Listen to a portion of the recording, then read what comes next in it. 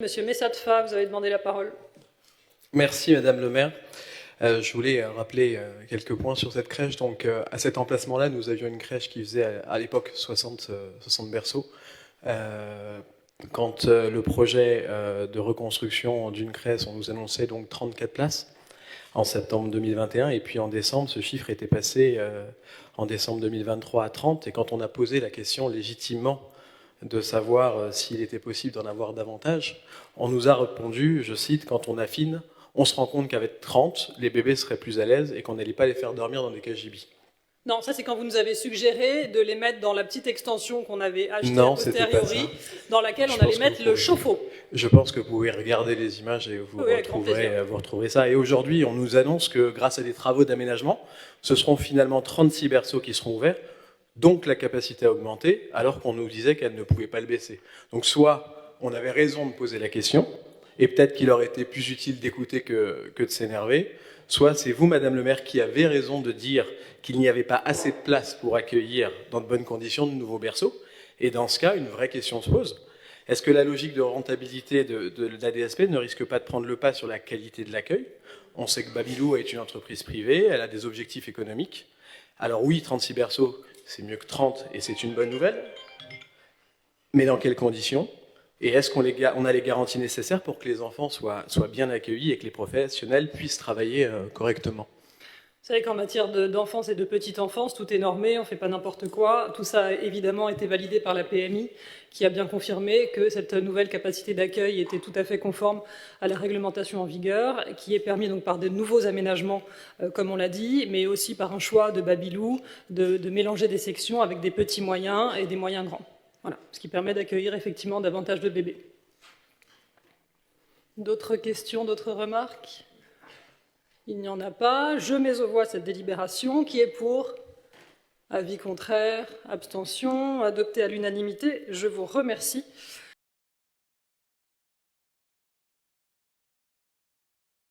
Merci. Monsieur Messatfa, vous avez une question? Une explication de vote plutôt. Nous nous abstiendrons sur cette délibération. Non pas, nous ne voulons pas autoriser à ce que les travaux puissent se faire, mais nous avons un problème d'opportunité sur ce commissariat.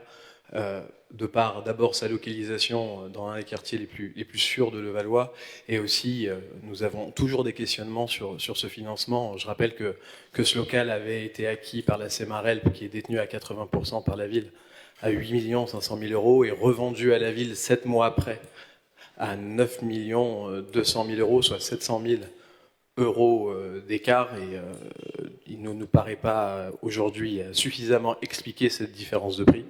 Et donc, des questions toujours restent en suspens sur l'achat de ce commissariat et de ses locaux.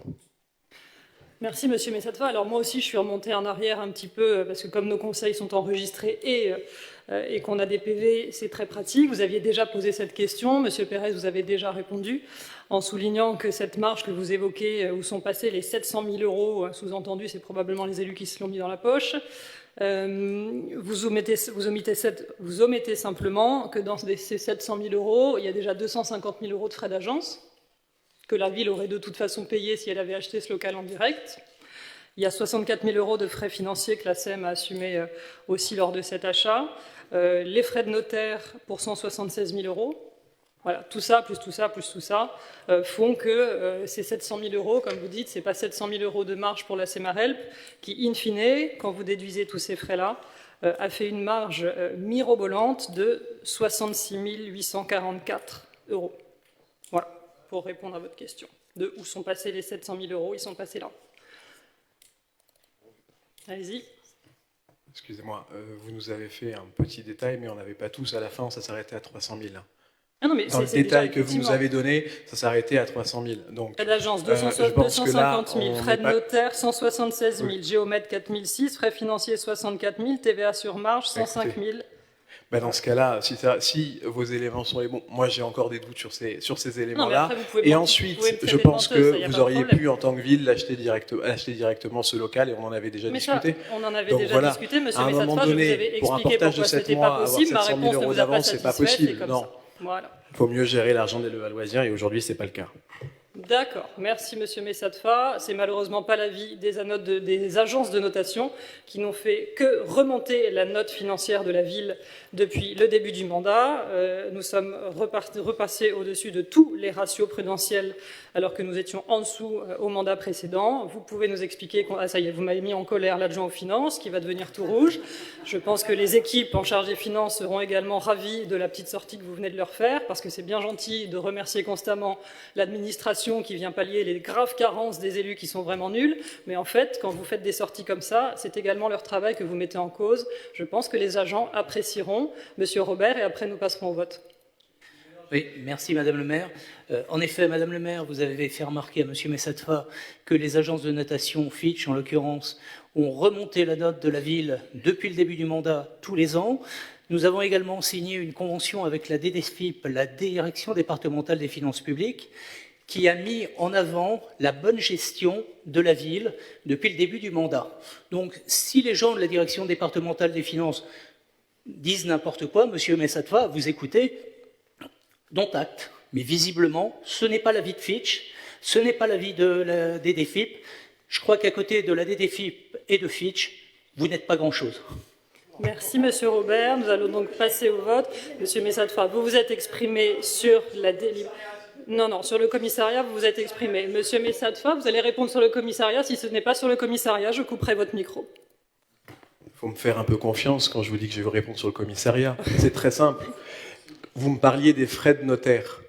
Vous les avez payés de fait 2 fois en tant que Sémarel, puis Ville, 7 mois après. Si ça, vous appelez que la bonne gestion, je considère que je suis dans mon bon droit de vous le dire et je pense qu'on peut avoir une discussion sereine.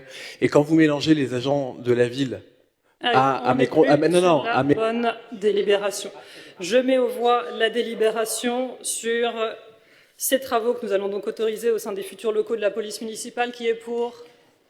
Avis contraire, abstention là-bas. C'est bien noté.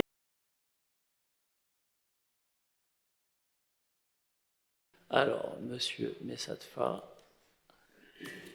Merci, nous aurons plaisir à voter pour cette délibération et comment pourrions-nous faire autrement? C'est exactement la proposition que nous faisions en 2020 et à l'époque on nous avait expliqué que c'était une vision communiste de la santé et il faut croire que l'idée a fait son chemin. Alors on se réjouit que vous la repreniez aujourd'hui, même si entre-temps on aura perdu plusieurs années puisque vous indiquez qu'elle ne verra le jour au mieux qu'en 2027 et pendant ce temps la situation ne s'est pas arrangée. D'ailleurs c'est pas seulement notre analyse.